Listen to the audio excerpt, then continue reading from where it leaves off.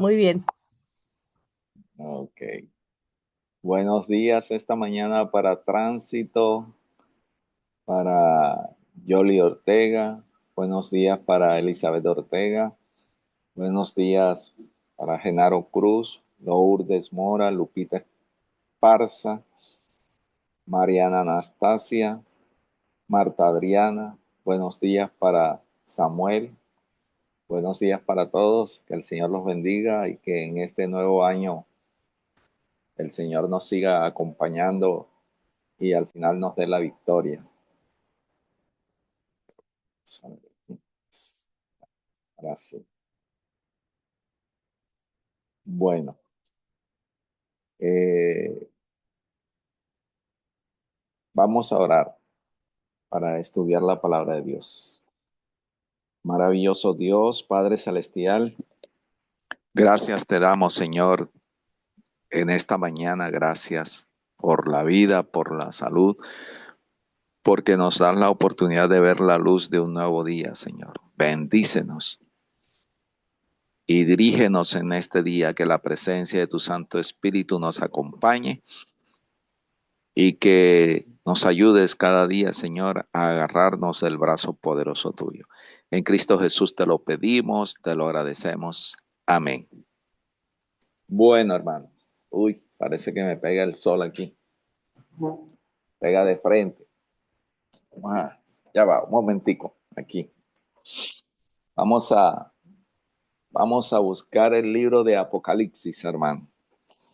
En el libro de Apocalipsis vamos a hacer una meditación aquí corta. El libro de Apocalipsis, capítulo 11, verso 1.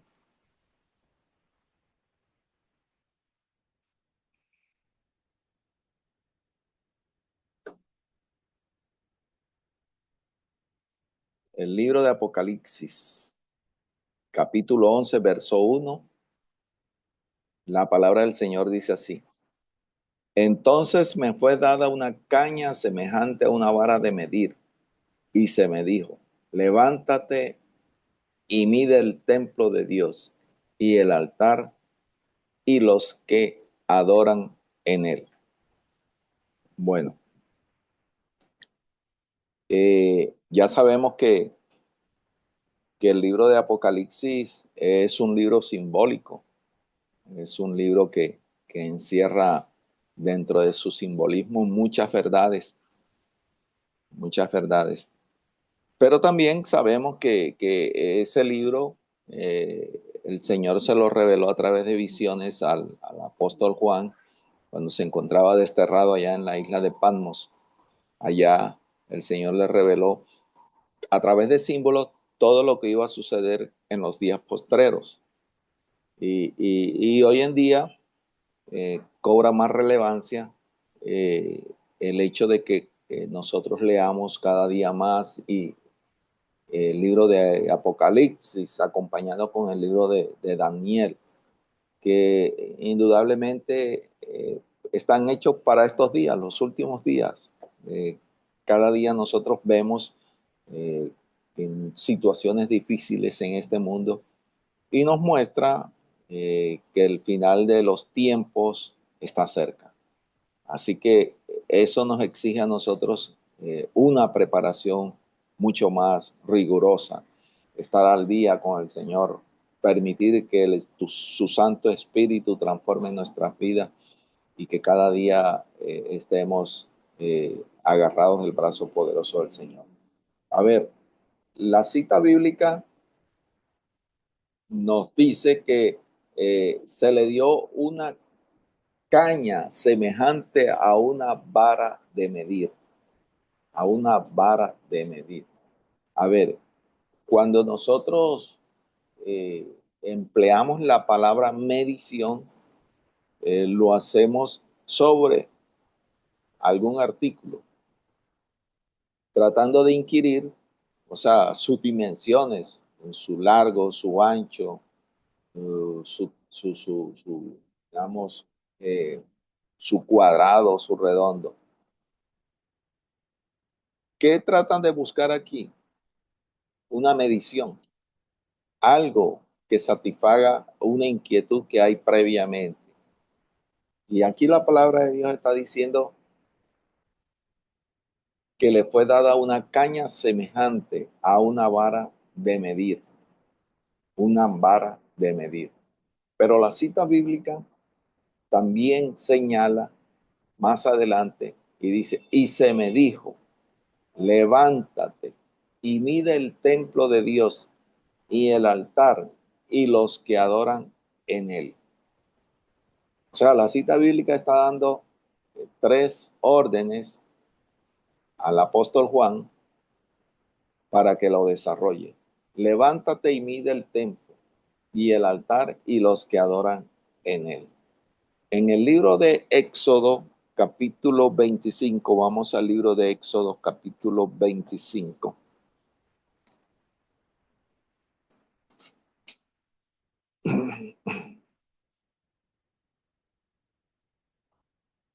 El libro de Éxodo, capítulo 25, verso 8 dice, me erigirán un santuario y habitaré en medio de ellos. Ya sabemos que el Señor en el pueblo de Israel, cuando lo llevaba por el desierto, le pidió que le construyera un santuario. ¿Un santuario para qué? La principal idea o el principal fundamento de la edificación de ese santuario en medio del pueblo de Israel era que el Señor morara allí con ellos, que fuera su representante, que fuera digamos, su Dios. Y ese santuario fue edificado para que los hombres y las mujeres que salieron de Egipto adoraran. Ya sabemos que en ese santuario, el santuario se componía de dos compartimientos, el lugar santo y el lugar santísimo. Pero también sabemos que mediante la edificación de ese templo y todo lo que contenía ese mobiliario que tenía ese templo, ahí estaba desarrollado el plan de salvación para cada uno de nosotros.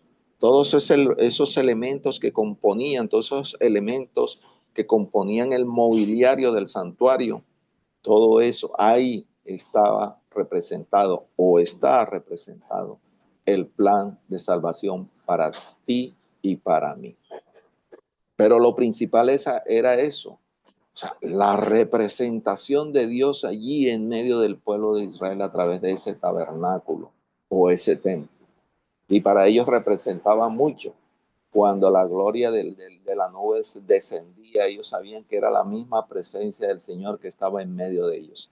Ahora bien, fíjense ustedes que después del gran chasco que se dio por allá por el 24 de octubre de 1844, la atención de los creyentes adventistas, entonces se dirigió hacia el santuario celestial y la obra intercesora que hacía Cristo, el sumo sacerdote, allí.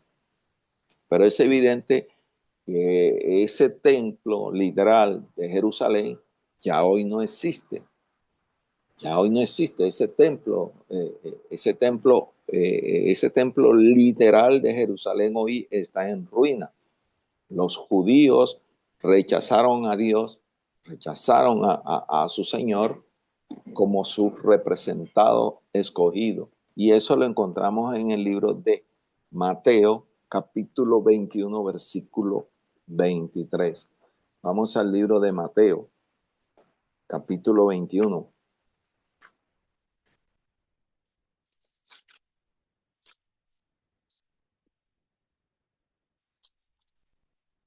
En el versículo Mateo, libro de Mateo, capítulo 21, versículo 43, perdón.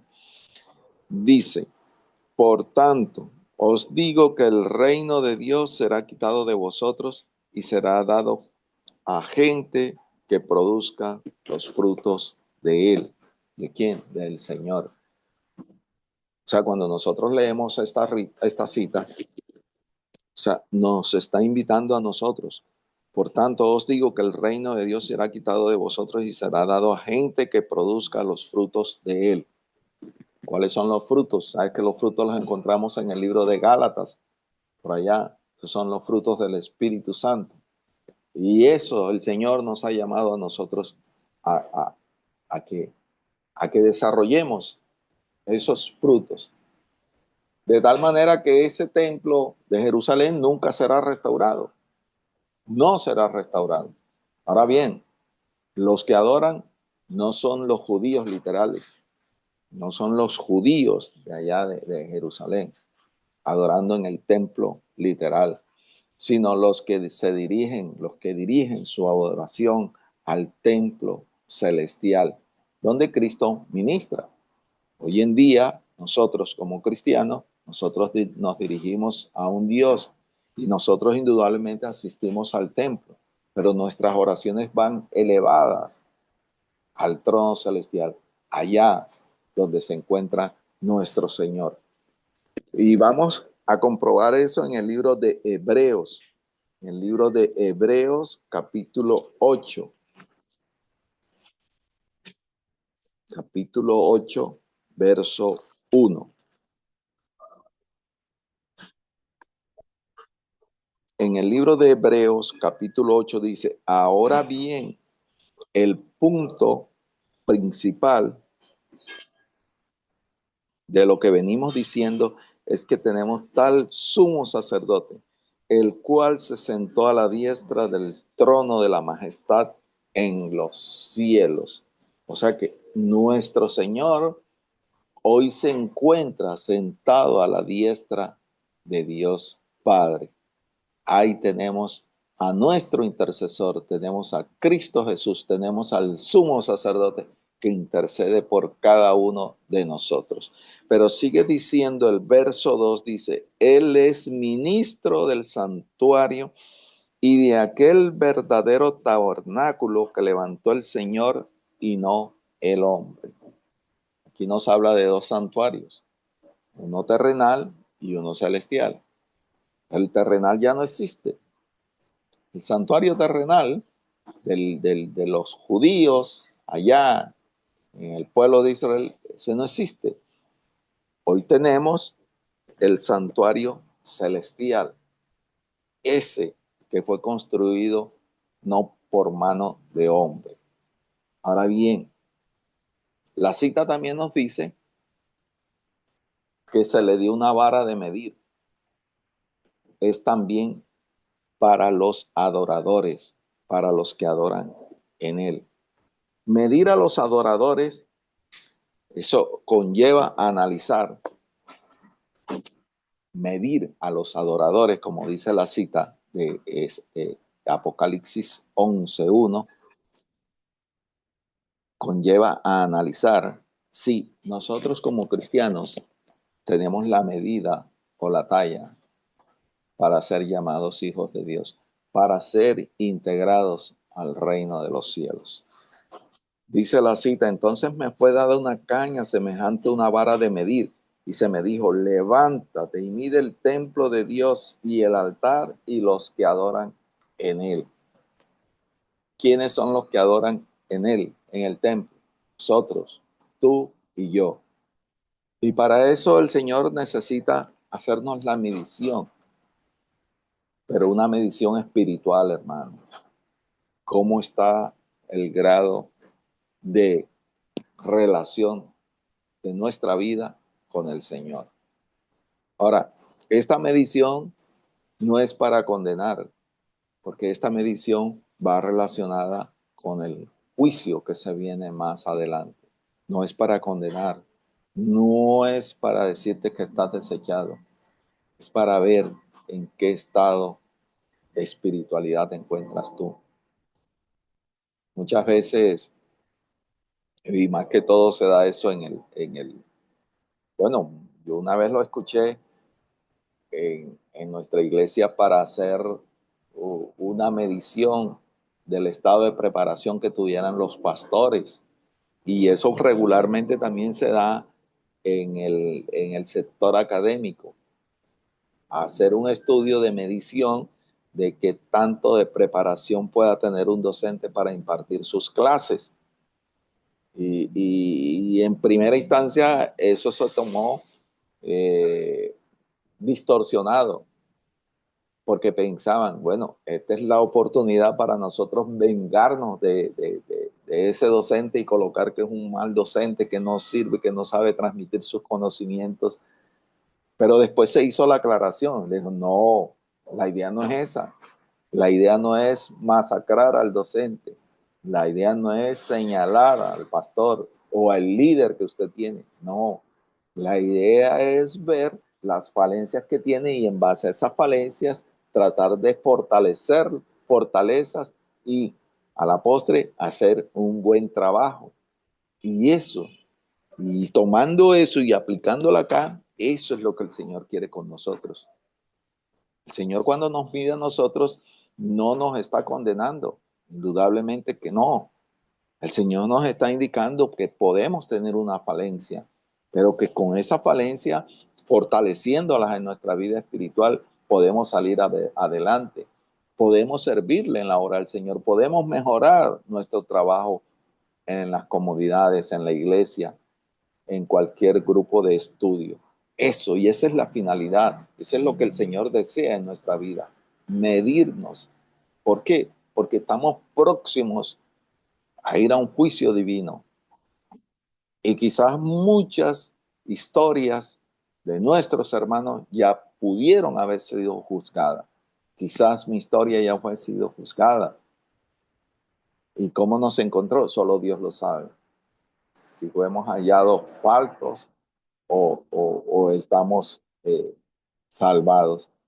Pero la idea de la medición de los que adoran es eso, Señor, fortalecernos en nuestra vida espiritual, dar lo mejor de sí, mostrar los frutos del Espíritu Santo para que con ellos nosotros podamos hacer un buen trabajo, no solamente para nosotros, sino para aquellos, para muchas personas que nos conocen la palabra de Dios.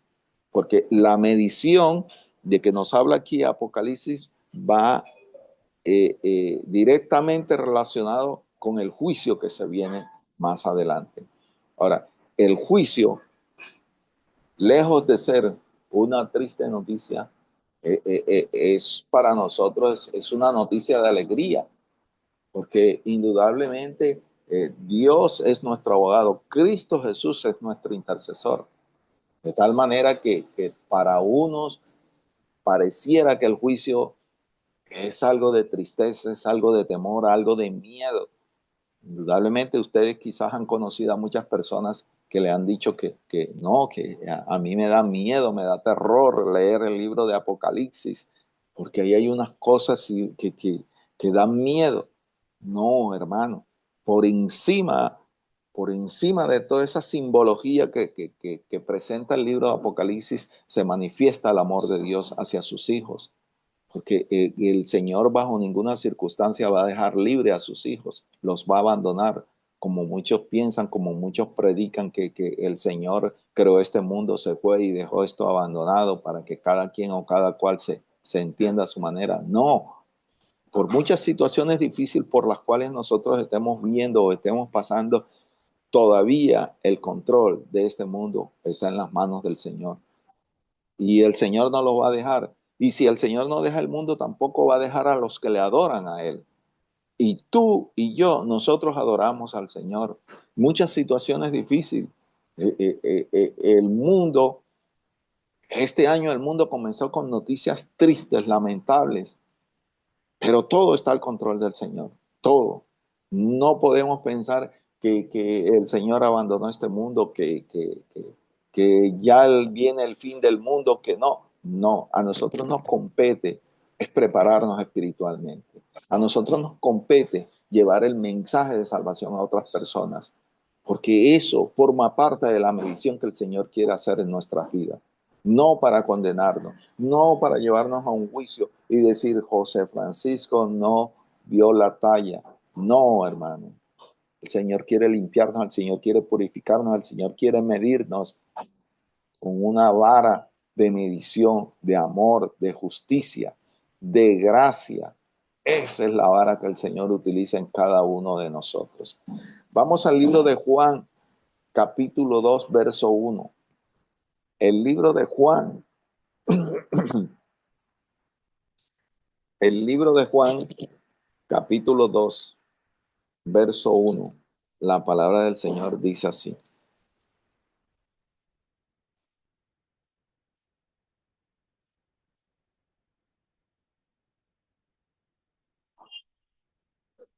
Uy, creo. Primera de Juan, capítulo 2, verso 1. Hijitos míos, estas cosas os escribo para que no pequéis. La palabra de Dios está escrita para que nosotros vivamos una vida pura, diáfana.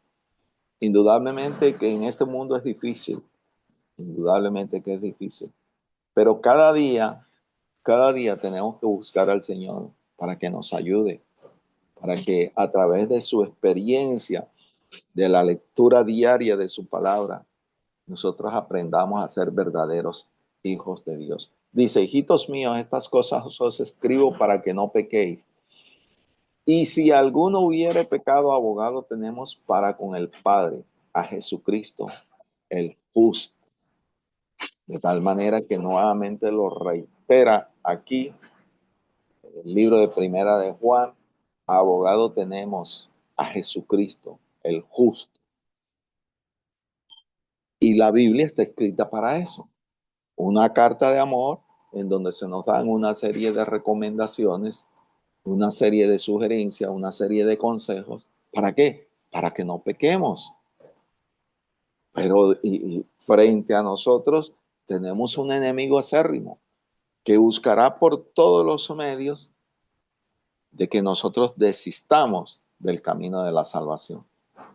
Pero aún así dice, y si alguno hubiere pecado, no estamos exentos de pecar, hermano, no estamos exentos. Vivimos en un mundo lleno de pecado. Y si alguno hubiere pecado, abogado tenemos para con el Padre, a Jesucristo el justo. Y fíjense ustedes que más aquí en el libro de Hebreos dice, porque no tenemos un sumo sacerdote, porque no tenemos un sumo sacerdote que no pueda compadecerse de nuestras debilidades. Haciendo referencia a Jesús cuando vino a esta tierra, eh, a través de los evangelios nosotros leemos toda la vida de Jesús, o parte de lo que nosotros leímos, pero es verdaderamente interesante todo el padecimiento que pudo haber pasado Jesús en esta vida. Cuando Él vino, Él se humanizó y llegó a, a este mundo lleno de pecado. Y Él sufrió y Él vio las debilidades por las cuales nosotros hoy estamos pasando. Con la única diferencia que Cristo Jesús no pecó. En tanto nosotros sí, nosotros somos hijos del pecado. Sí. Dice, porque no tenemos un sumo sacerdote que no pueda compadecerse de nuestras debilidades. ¿Quién mejor que Jesucristo conoce nuestras debilidades y que podemos ser proclives a caer en pecado? Él, él porque ya Él estuvo aquí, porque ya Él vivió todas esas experiencias, con la gran diferencia que Él no pecó, pero nosotros sí podemos estar incursos en pecados en cualquier momento. Sigue diciendo, sino uno que fue tentado en todo según nuestra semejanza. Cristo se hizo semejante a nosotros. Cristo se humanizó cuando vino a esta tierra. Pero termina y dice, pero sin pecado. Pero sin pecado. Cristo no pecó. Y dice el 16, acerquémonos pues confiadamente al trono de la gracia para alcanzar misericordia y hallar gracia para el oportuno socorro. Acerquémonos a Cristo Jesús. Acerquémonos con la confianza que Él nos dispensa. Acerquémonos a Él para buscar misericordia, para hallar gracia y principalmente para hallar el oportuno socorro. Ahora, indudablemente que si nosotros somos medidos, ninguno de nosotros va a dar la talla. Ninguno de nosotros vamos a estar en la capacidad de ingresar o entrar al reino celestial. Pero Cristo Jesús, que murió en la cruz del Calvario por cada uno de nosotros, coloca sus méritos en cada uno de nosotros. De tal manera que tú y yo que hemos aceptado a Cristo Jesús como nuestro Salvador, no tenemos nada de que temer en el juicio.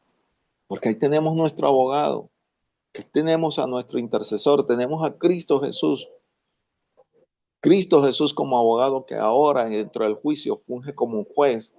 Él es el que nos va a dar la victoria en el día final, hermano.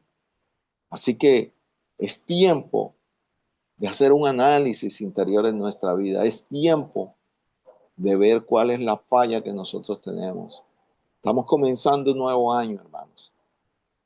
Nos hemos hecho muchos propósitos para este año, pero el principal propósito en nuestra vida, en este año 2026, debe ser ese, acercarnos más a Jesús, vivir una vida de devoción con Jesús, buscar más a Jesús. Ese debe ser el principal propósito en este 2026 para nuestra vida.